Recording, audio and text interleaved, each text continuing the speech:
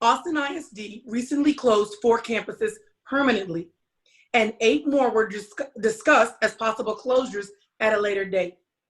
What is your philosophy on school closures and consolidations, and how would you approach these decisions as a trustee? Please be specific as possible within the 2-minute time limit. Yes, so I was on the FABPAC, still am, which developed in 2017, developed a consolidation criteria that was a very transparent kind of 2-step objective and subjective criteria. That's the approach that I would take if consolidations were to arise again, is first letting the community know what the criteria is for determining consolidation decisions.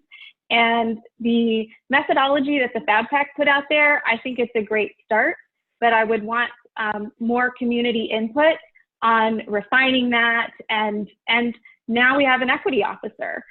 We didn't have that at the time that FABPAC developed that criteria. So I would bring in the equity office and developing any consolidation criteria going forward. And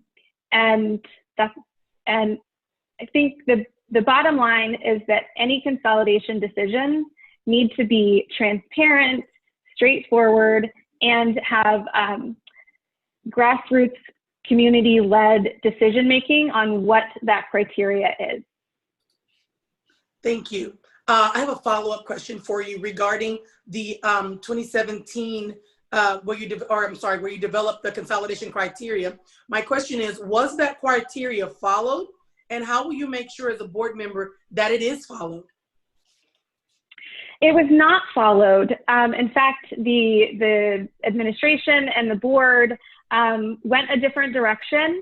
And I know that the reasoning behind that was the board and the administration wanted to have ownership of that decision rather than it coming from an advisory committee. Clearly, that's not the path that I think was the best decision. I would have done a lot of things differently in that entire school changes process. So going forward, I would want to make sure that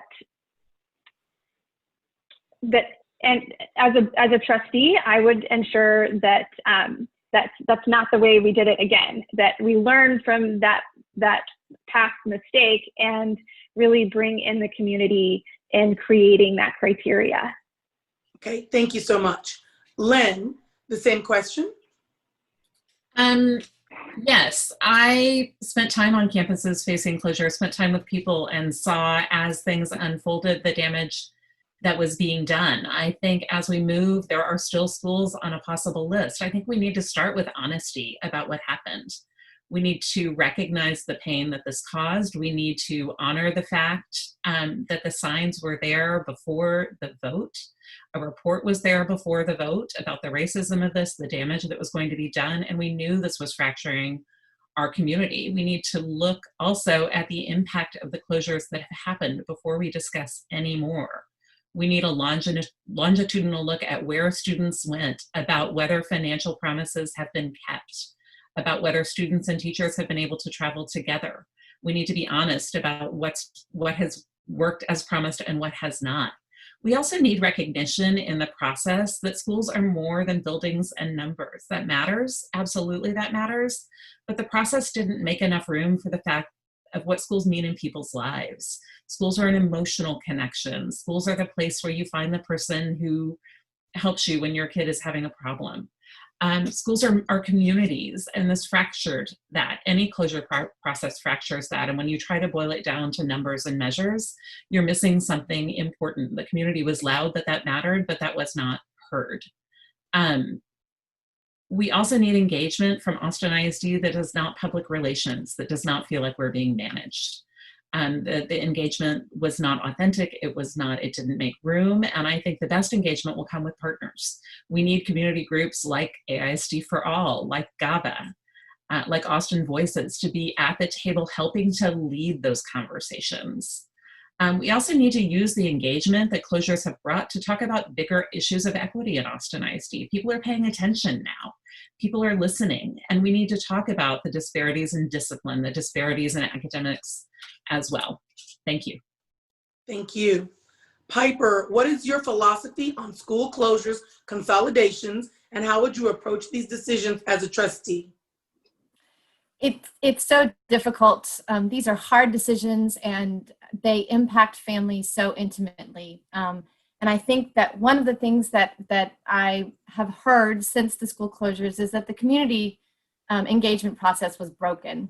When I think about the meetings that I went to where I walked into the school building and I was asked to sign in, told to watch a video, given a lecture, told we could ask 2 questions, and then shuttled over to some very large maps that didn't make any sense, given a bag of chips and told to leave. That's not community engagement. That is a mess.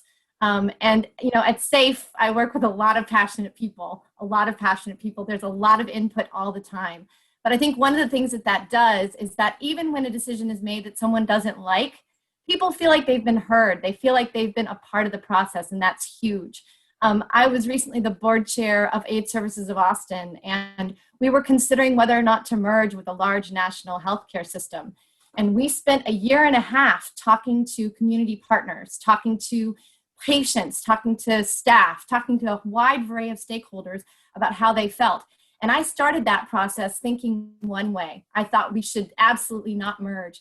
And over the course of the year, my thinking changed again and again and again. But by the end, we had come to a place where even if the community, and not everyone totally agreed with that decision, they felt like they trusted us and they respected the decision. And that's huge.